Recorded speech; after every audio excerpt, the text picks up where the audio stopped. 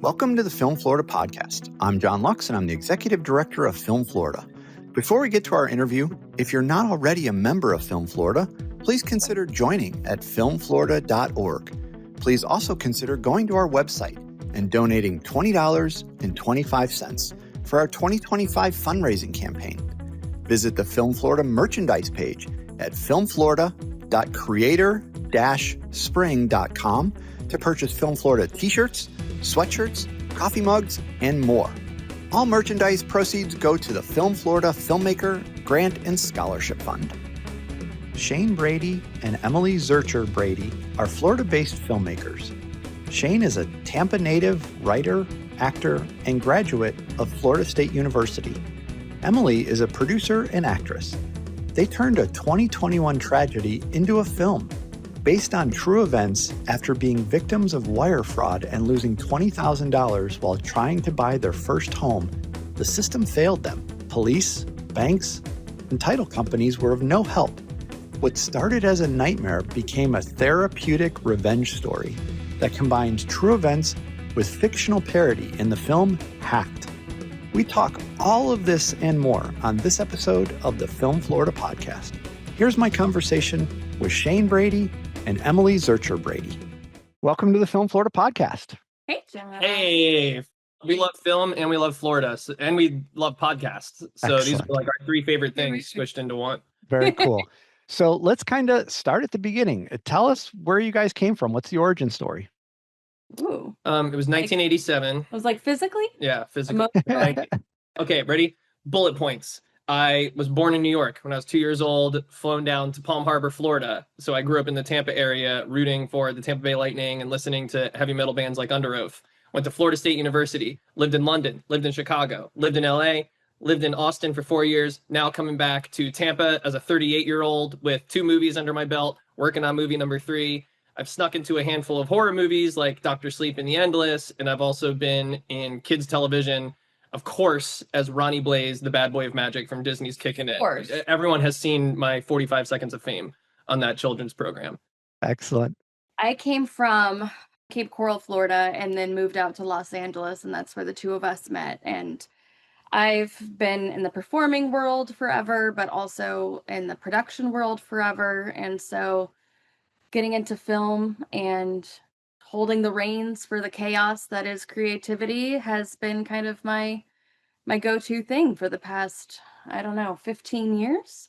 And so now we're back in Florida and we're loving filming here. We work a lot with Film Tampa and the film commissioner, Tyler Martinelich. So the fun never stops, John. Right. Now, growing up in Florida, living in Florida, spending time in Florida, how did being here influence your sensibilities as a filmmaker, storyteller, as you do your work? I have a very good answer for that.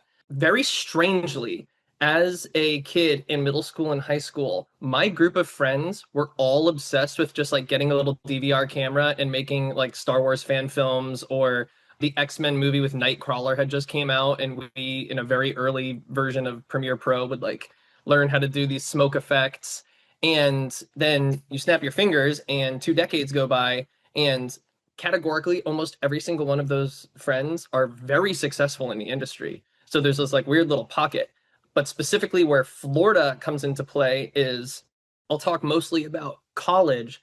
By going to Florida State University, their approach to filmmaking is, amongst many things, hey, we have this giant warehouse of cameras and gear and lights. So just rent them out and go into the middle of that cow field or that abandoned building, or like jump over the fence and just film stuff and then cut it together, like legit guerrilla filming, and then let's talk about it.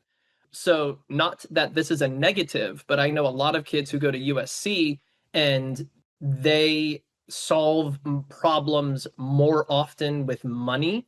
And I feel like filmmakers from Florida will solve them with like elbow grease and creativity. And of course, that's a gross oversimplification, but it seems like that's the benefit of growing up in Florida and making films, has provided me. Interesting. But I'll also add to that. Florida, as everybody knows, is a very specific place with a lot of variety and diversity. And there's a reason people make fun of Florida because, you know, there's always the Florida man stories. So I always say that Florida prepared me to understand the social constructs that are so different and to understand characters better. So I think when it comes to filmmaking and writing and all of those things, when you grow up in a place that has so much change and differences, and you have the water and you have all the different animals, like I think your creativity like thrives here, much like mold and everything else. But yeah, I think it's funny too. This is a little bit of a tangent, but when I moved to LA, I immediately went on a game show that is no longer on.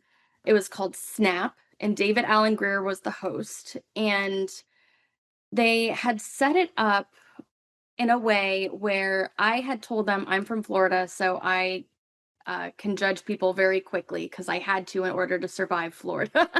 Yeah, she's And that really was the she's joke. really good at judging people. So it's Yeah. really good about snap decision making and judgment. And one of the people I had to judge said they were from Florida, and I had to guess what their answers to certain questions would be. And so it's this funny thing that I keep coming back to is Florida truly does prepare you for so many different personalities, egos, like backgrounds. It's so Well, I because think everyone here was either born here or you're from Philadelphia, New York, New Jersey, Canada, yeah, the Britain. world. It's So truly a really fun melting pot. it's kind of like Australia. Like our animals are terrifying here. So Yeah. like you're just like people are like Florida alligators and snakes, and we're like yes, Yeah. yes, Yeah. all of those things. So I think when you have this giant melting pot of chaos that is Florida, but beautiful chaos, it helps your creative mind kind of flourish in that way.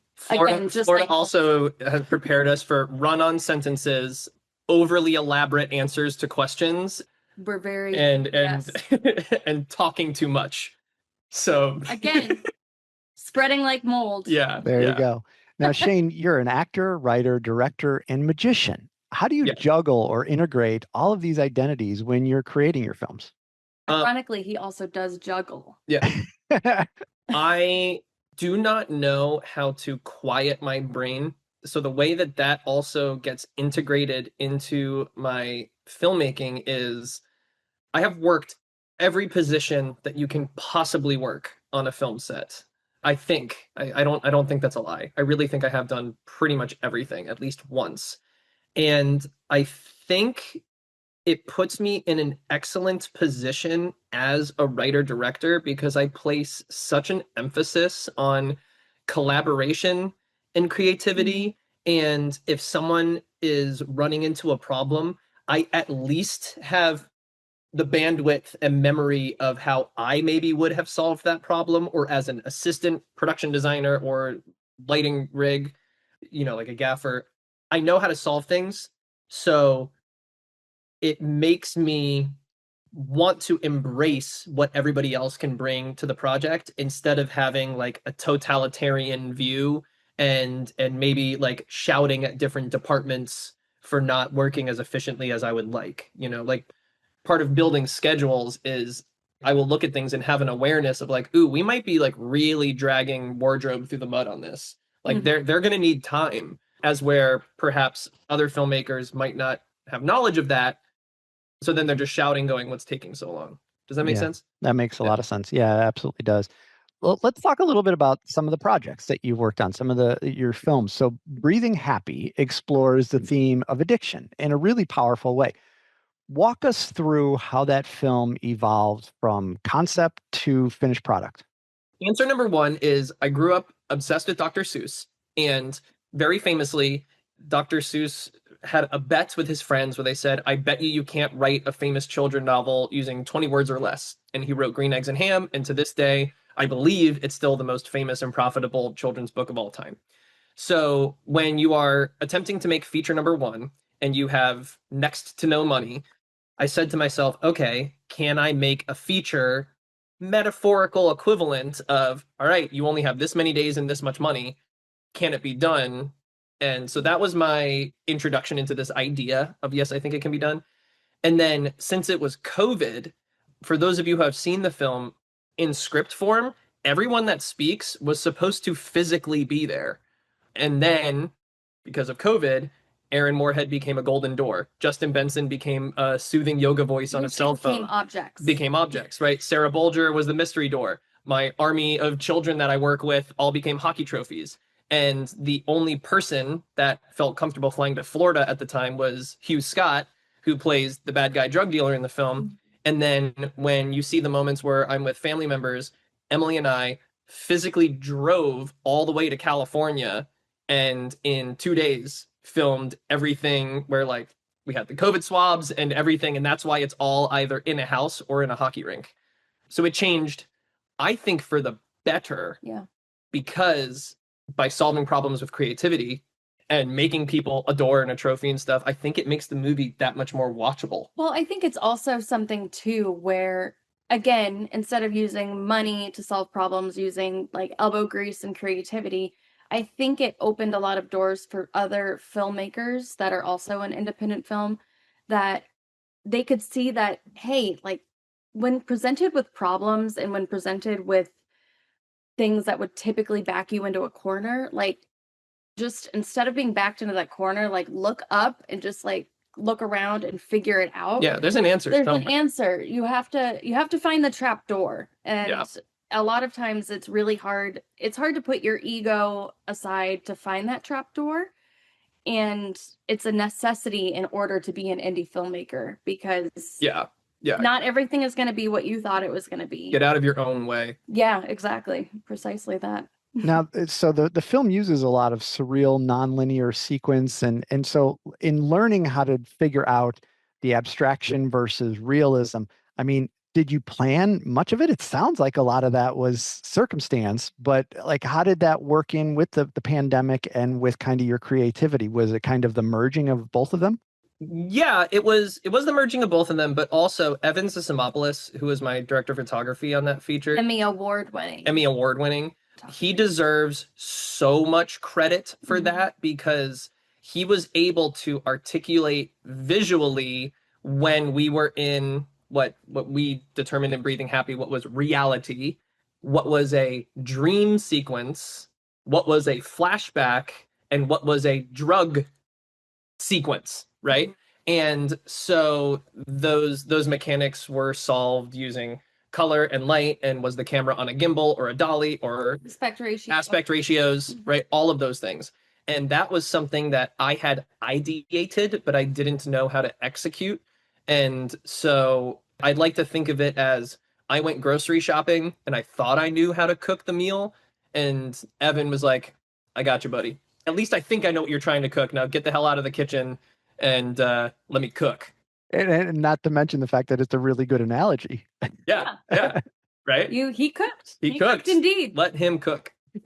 Let's move on to Hacked, because I know this is a very personal story for the both of you, but it's based on an actual wire fraud event involving your own life. You had a blank canvas to tell what happened after the real life event. So share the story from the beginning and then how it turned into becoming a film.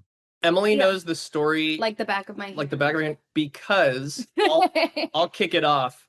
When this all was going down, the day we learned of the wire fraud, the very next day I went into the hospital to donate bone marrow to potentially save an 8-year-old's life. And the next like week and a half, 2 weeks of my life, I was in a wonderful world of anesthesia.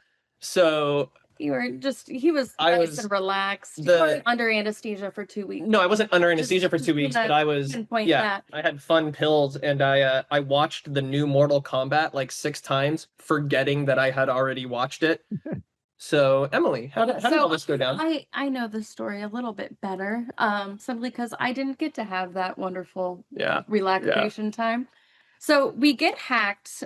We find out we got hacked, and immediately everybody says to call the FBI fraud department, call your bank, like do all the things. So we did all the things we were supposed to do. Shane was on hold with the bank.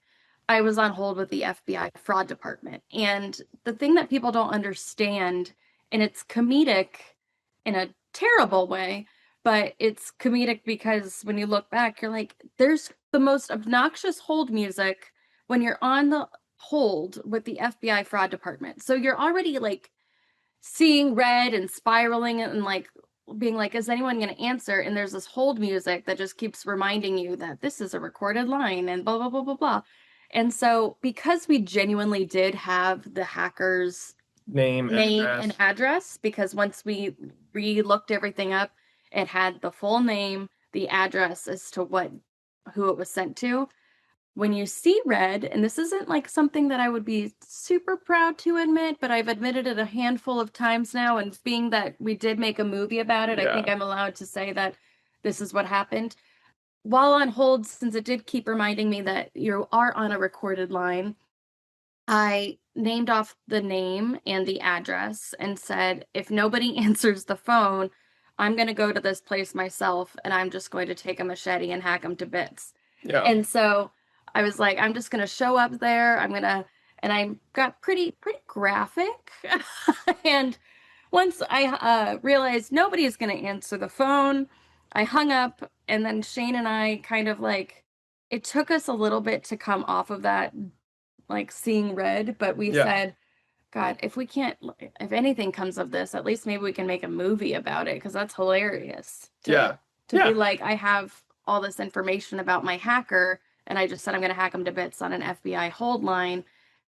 Nobody's come after me either. Since it was also a year-long something. Yeah, I'm going to oversimplify it, but like, since it was a year-long process of how is nobody able to help us?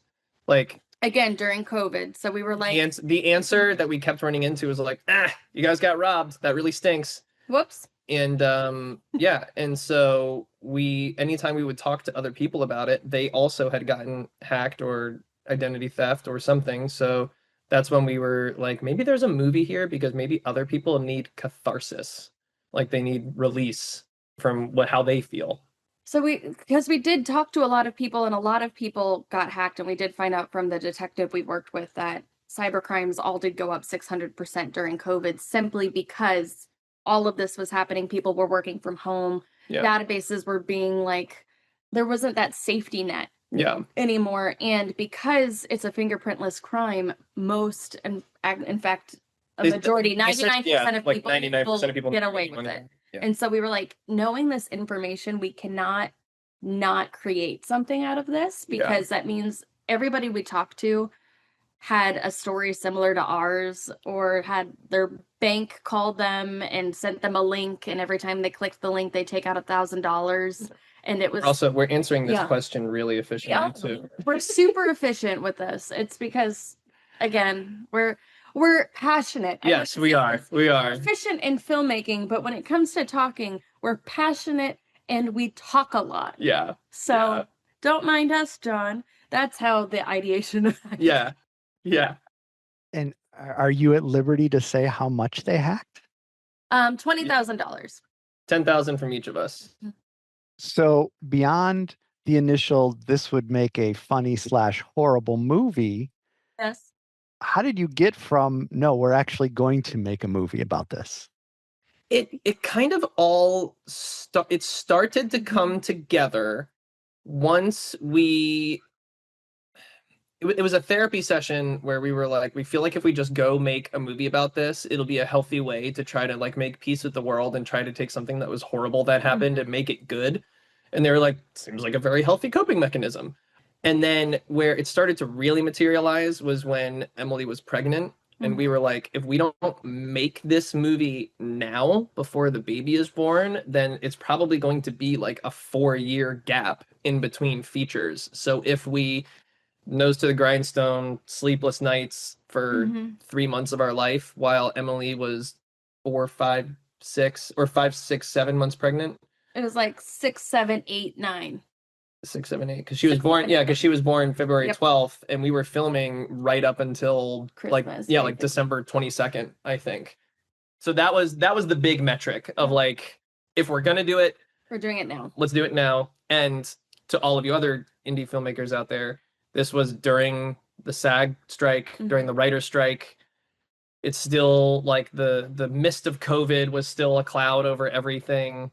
There's a lot happening. There's a lot of barriers, but again, like, you have to just persevere, and we had a great group of people that were helping us. Yeah. And so, yeah, I mean, you can't do anything on your own. So we did have an incredible team of people that were like, no, let's do this. We have nothing else going on. We can't work. The only way we can work is with an interim agreement through the SAG union, which we were able to get. So we were like, let's do this. Let's go crazy. Let's balls to the wall over here. And talk about balancing the tone. How did you strike that tone between dark comedy, suspense, realism, and taking a very personal story, but not making it so personal that you kind of lose sight of you're making a film here? Yeah. I make cheat sheets. I have literal little cards and cheat sheets that I have in my binder. So when I'm filming, it helps me to remember to do those little things. But then another thing that I do, and I did this in Breathing Happy, is as I am building the timelines for the feature, I will, be like, okay, this is scene 22, interior, wherever, and then I'll put underscore what I think the intention of the scene emotionally should be. Is this just supposed to be like catharsis? Is this supposed to be a sad tone? Is this just rip roaring funny? And I start with that template, and I try not to live in one emotional state of being for too long, which is why my films have this like intercutty, like chaos. Yeah, like truly chaos. And I really like to much like our answers. Like our answers, yeah. And I just love to like subvert expectations. And if we're like a little emotional and sweetheart for a little too long, I want to like quite literally cut to a clip of Chandler Riggs farting in a cup and angrily writing the names of Ralph and Freddie because he wants retribution. Just complete opposites, because that's also how we felt during the whole hacking process. Like, we felt crazy. You feel crazy. Like a crazy person. And I wanted the movie to at least invoke this sensation of like, what the hell is happening? There's still a linear storyline. There's still ways to track everything, but like, wasn't expecting that to show up in that exact moment. Yeah. Nothing is normal. Yeah. Yeah. Now, you talked about the team that you had together. I want to give you an opportunity to kind of brag on them a little bit. You mentioned a lot of the film community stepping up. What support systems or collaborators and infrastructure in Florida was most helpful during that time? Filming in Florida, movies are magic. Yes. Like, the gross oversimplification of this is making movies in California. This is not necessarily a slight on California or a bad thing, but it is a business there. So anytime you enter into a discussion with a location or a crew member or production designer or anything, it is, well, here are my hours, here is my rate, here is my, it's very businesslike. And rightfully so, because filmmaking is a business. Yeah, it is. Cannot shortcut that. Yeah, I want to make sure that the way I'm phrasing this is not like it's more affordable or easier to like. I think what it is Tampa Bay specifically is not jaded by. Jaded is a good word. The movie industry the way that many other cities are. Yeah. So because it's not jaded, it is still magical. It's still exciting. It's kind of like your first time on set. Because that's how we feel. Again. We love it. We love making movies, and it can become difficult when you are. And again, I'm not intending to oversimplify things, but there are many times where in LA you'll show up on set and people are jaded. It's just their job. It's the same as working at a post office. Just another day. No big deal. And when you're filming something in Florida, it's like Christmas. We're going to Disneyland. Guys, we're doing something really cool today. And the other thing is, when you are filming in Florida and people see that you're filming, they're excited to see it. In LA, I mean, I was this person too. You see something like an area is blocked off for filming and you get annoyed. Yeah, you get annoyed that you can't park. You're like, are you serious? I can't, like, another one, like, yeah, we get it. You're filming. Yeah. Here, it's like, oh, that's cool. I want to see what they're doing. Who's there? What are they filming about? People are curious. I think curiosity is probably because the answer, nobody's as curious in LA because it's what they see and do every day. But in Florida, there's still that curiosity and that brightness. Yeah. Now, you brought Hacked to Comic-Con this year and had a dedicated booth. What was that experience like, and how important is it to directly reach fans of the indie film world?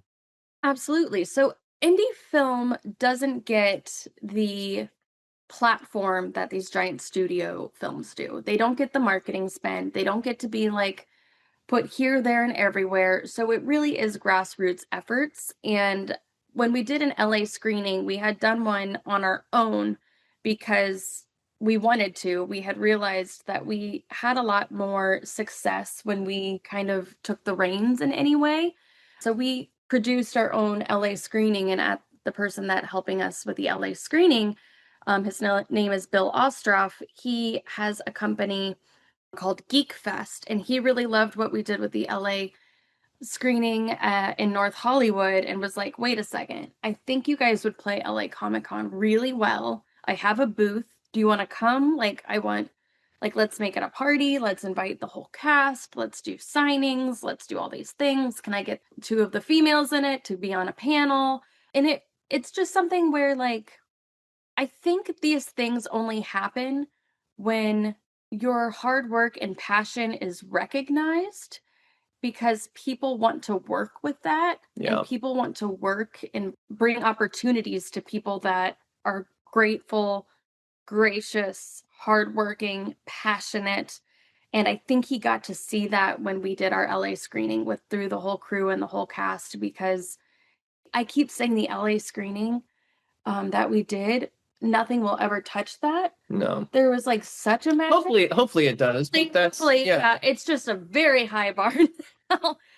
Just the whole crowd and everybody. Yeah, we needed that victory, man. We did honestly, that victory. like, because it's the one thing about making a movie where when you're in a play, you can see the immediate reaction from people and you can see laughter, and like, it's such a lonely process sometimes that being able to have a screening where all of the cast and crew comes back out, you're like reminded of the magic that was the camaraderie, Yeah. camaraderie and the collaboration Yeah. and everything, and getting to see that and getting to show people what they worked on Yeah. and getting to treat them like that. So because of that situation, because of our LA screening, Bill, it was First Glance Films was who produced that, and then he brought us on for his Geek Fest through LA Comic Con.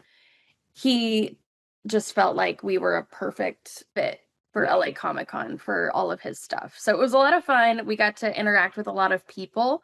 I'm hoping that we get invited back when the movie is released, because that would be another fun thing. But, we handed out flyers, all the cast and everybody took pictures, signed things.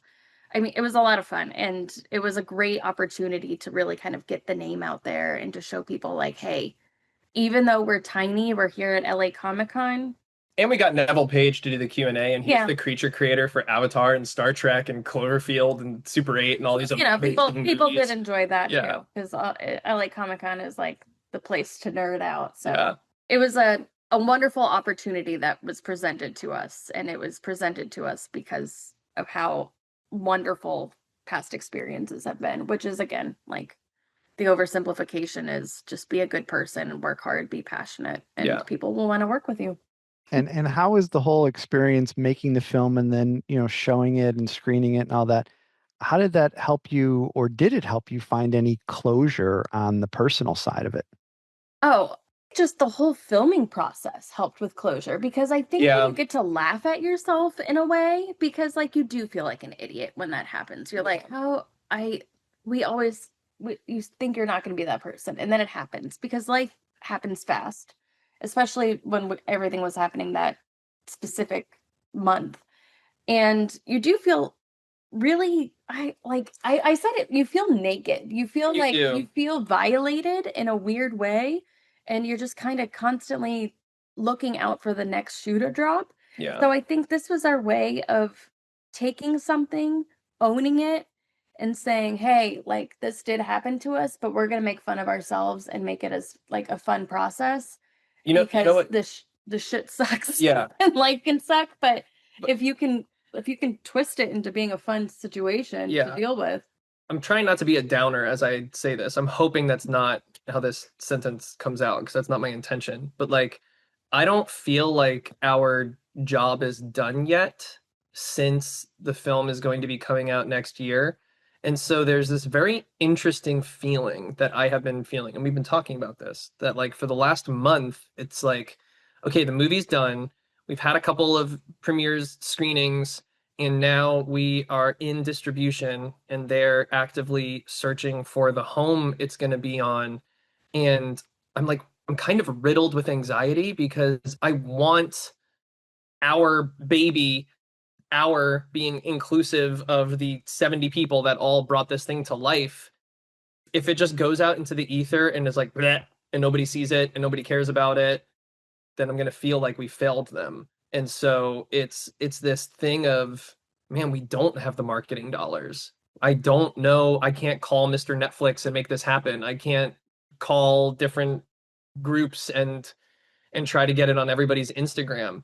So this is why I'm thankful for you, sir, and all podcasts like this, because it's the only metric that I can think of moving the needle to get people to watch it. So I mean, I guess this is also like a plea. Like, if you're listening to this, please, instead of going to Starbucks, just spend the stupid $20 and feel good about watching this movie when it comes out. When it comes we don't out. have a release date. Yeah, we don't have a release date yet. So just... keeping it evergreen. Yeah. But you know what I mean? Like, I have this interesting feeling of like, I feel accomplished in what we've done, but the job isn't done yet. Job is not done. And Yeah. your job is never done as a filmmaker, because you can't just go, here's the baby. All right, bye. Yeah. You have to you continuously have to feed the baby Yeah. and make sure that all the things are happening in order for the growth to occur. And it's hard. It's definitely a hard thing. And I don't even remember what the first question was, because now we're talking about this again. No, it's like, did we get catharsis from getting hacked from the process? So my answer was yes, but we are not done yet. Exactly. It's ebbs and flows for sure. There's times where we're celebratory and everything is this beautiful catharsis, and then there's times where we're like, man, I really hope everything goes how it's supposed to. Yeah. And benefits everybody and is only a good thing. Yeah. Beyond hacked, what type of stories and genres do you like to tell? My number one metric of whether or not I enjoy a movie thoroughly is if it makes me feel something and if it genuinely surprised me. Because I feel too often people will determine, oh, that movie was good or bad or what have you. But if you got me to feel something at some point, then you did it. You accomplished your goal. You reached through that golden pool of light and you touched something in my soul that made me respond to it, whether that was a pop scare or made me cry or made me giggle or something. So my answer is overarching because I watch Elf every year around Christmas and I cry every year. It always gets me. I love There Will Be Blood when I am home and sick, right? There's these films that you watch that just do it for you. And that's what I get inspiration from, is trying to reverse engineer when I see something that makes me feel something. I'm like, ooh, how'd you do that? How can I replicate that? That's my answer of like influences. I think taking any situation and making it comedic has always been my superpower. And it hasn't always been a superpower that is acknowledged and appreciated, but I think it's a necessity in this life. And I think having dark humor in any way, shape, or form and in any situation will truly get you to the other side of the chaos. And so I think when it comes to telling stories or to listening to stories, anytime there's a problem that is then made comedic and is made in a way that is aware of itself, that's that's my favorite thing. So that's why I think Breathing Happy and Hacked have those. They could both be complete dramas, crime situations. Well, it's also we've seen those movies before. We have. You've seen the I'm sad and addicted to drugs movie, and then you've seen the espionage, we got hacked, let's go get the bad guy movie. So how do you make those with comedic influences and something different? And Breathing Happy, it's not a comedy, but I make fun of myself. But there's moments that are outright hilarious, and they're outright hilarious because the drama and that downbeat really hypes you up to like have that laugh and have that release. And so I think that's kind of a metaphor for life. Like when shit hits the fan and when you're feeling dark and it's down here, you need to like find a way to have that release. And usually that release is through comedy and laughter. I know, we need that right now. I mean, well, you're right. I mean, peaks and valleys, that is life. Yeah. And it sets like, you know, the valleys set you up for the peaks, but the valleys, they suck. But they're a necessity in life and they're going to happen. So I think finding a way to turn those valleys into a peak that also has a release of laughter. And that is where catharsis does come into play. Let's do the obligatory advice part of the discussion. You know, some filmmaker out here is listening and has that first film and they're just trying to figure out how to get from like my idea, my script to actually producing it. So what's your advice for getting that first feature off the ground? There is this paralyzing feeling that I think every single filmmaker will go through where you're so scared to begin that you just never begin, ever. So a year goes by, 10 years goes by. And so with us, the absolute best advice I can give is sometimes just literally grabbing your phone and filming what you think the scene should look like and then editing that together, and you're alone in your room in your dungeon. That will be the ember that then makes you enrich the scene more with your script. And now, before you know it, you have a bunch of scenes, and now you have a feature, and then you show it to people, and they respond to it. And now you have all of these little clips that you can show them.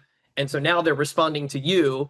And the really cool thing about it is if you are the one that is saying, this train is going, this is happening, and on this day we are starting filming, there's a snowball effect that always happens. There's a magnetism. There's always a magnetism. And this was true with Breathing Happy, and it was 10 times more true with Hacked. I mean, Emily, how many times would we say the sentence, we are going to start filming on date X, and we would be talking to any semblance of person, someone at SAG, a location, an actor or something, and they would go, you can't do that. It's not going to work. And our response would be, this is happening. It's already in motion. Would you like to be a part of it, or would you like to be a bystander? And then they would, within 10 seconds, go, yeah, all right, I'm in. Yeah. This is how we can solve it. Because I think that's just everyone's knee-jerk reaction is, I'm scared. Probably shouldn't do it. Come up with all the problems versus all the opportunities. Yeah. And I think to piggyback on that, finding your people and that will continue to create with you, because you can't do anything on your own. And finding the people that are like-minded and passionate and are respecting you as an artist or you as just a person is a necessity in anything in life, but especially when it comes to filmmaking, because it's not easy. And you need your people behind you to really just kind of like help get you over the finish line. It's a very difficult place, but it's the people that really make it worthwhile for sure. 100%. And they're the ones like, if you don't understand how to solve that problem, ask. Like, people are afraid to ask for help, and that's in all aspects of life. But ask the question. I think both of our answers are wonderful templates of, if you have not found your group yet, just start finding them. Bo Burnham that shit and get your phone and start editing it and putting it together. I'm 38. I've probably spent 5 years of my time on this planet in a quiet room alone, writing, editing. It's true. It's a lonely place. But that's why you find your people to enrich what is happening, because one bad person can ruin a whole production. So when you find your people that are all great and you're all on the same page, it's such a wonderful feeling, and there's momentum. It's really fulfilling, and it's incredibly wonderful when you find those people, and then you hold on to them, and you pay them, and you take with them you everywhere. You handcuff them to you. Yeah, we're very grateful for the people that we get to work with Yeah. all the time, because they, again, enrich everything. And it's like, there's so many unsung heroes in a production. Like, everyone sees the actors on the screen, they know a director, they know like certain things, but like you don't think of the production designer, like the wardrobe and the costumes, the hair and makeup, the special effects, all these people that like pour their hearts and souls into their craft to see it on a screen. And like Neville, like Yeah. the man is a genius, and he like is such an unsung hero, and but has created these worlds. Yeah. And but he doesn't get to be highlighted the way other people do. So it's just this thing of like finding people and respecting them and respecting their craft and giving them a spotlight. I'm going to bring it back to Neville, which is like so unfair because he wasn't and didn't have anything to do with the past two films. So it seems funny, but he's a perfect example. So Neville, we gave him like a VIP thing for our LA screening, and he's just like, and like made sure he felt like very respected because we were so happy he was there. And like he's like, nobody's ever done this for me. Like, I don't get this Yeah. treatment. And we're like, what are you talking about? And he's Like- like, I didn't go to the red carpet premiere of Avatar or Star Trek. I'm a creature creator. I'm a designer. I'm not My job star. is done. So Yeah. I've done it. I've signed off on it. Here you go. To be honest, I was shocked to hear that because I think his fingerprints are, Everywhere. I would argue, Concrete. more in the lexicon of what people think when they think Avatar than the actors. I think when you have the opportunity to make someone feel good and to give them a platform, and to give them a platform that's also spotlighted, you have to take it and you Yeah. have to do it. So like, again, don't know where this what the question was. Are the people we work with because of their passion, because of their care, because of who they are as people. And we just wish like everybody could get their time to shine. If we could, we'd just be like, the credits would be like everybody and then their bio and how to reach them. Yeah. Shane, just a quick sidetrack from the filmmaking part. Because I'm fascinated by this. I want to know, talk about being a magician member of the Academy of Magical Arts at the world famous Magic Castle of Hollywood. Yeah. Oh yeah. I am a member of the Academy of Magical Arts at the world famous Magic Castle in Hollywood, California. I'm an expert up close sleight of hand card magician. When I was 8 years old, my finger really did get cut off, which is why you see that weird scar and everything. And part of my physical therapy was grabbing a foam softball, baseball, tiny little beads, popcorn kernels, and then learning how to pick up a single card and flick it over. So then I really got into card magic. And the thing that cemented magic for me, that made me want to pursue it as a profession and something that I've gotten to do, for some really fun events and movies and TV shows and stuff, is, and Emily has heard this story. When I was 18, I was at Florida State University, and I had maybe like 6 really good tricks in my back pocket, but that was it, just a hobbyist. But they were really good. And Florida State, some frat party or house party, and they were playing a drinking game with cards. As you do. As you do. And one of my friends was like, "Oh, Shane's pretty good at magic." And I was very heartbroken at this moment. I had a high school sweetheart, and she had broken up with me, and I was all push-ups in My Chemical Romance as an 18-year-old, like, oh gosh, what has happened? And I start doing card tricks. And there was a girl at the party who, since I'm a 4 on a good day, she was like the unattainable, beautiful girl. And she just wanted me to keep doing card tricks. And when I was done doing card tricks, I'm like, all right, nice chatting with you, goodbye. And she wanted to keep hanging out with me. And then we ended up, right? No, like total. I was like, my job here is done. Yeah, you're not into. What longer you're clown? Yeah, you're not into me at all. Like I'm the weird nerd clown that's doing card. And a little bit of time goes by, and we're in the kitchen, and she starts kissing me, and I am wildly inebriated. So I remember stopping and like kind of holding her shoulders and being like, "You've got to tell me why you're kissing me right now. This does not make any sense. This is like the queen has found the peasant." And she explained that her whole life, the only way people had ever tried to like swoon her as a lady is just to talk about all of her physical traits.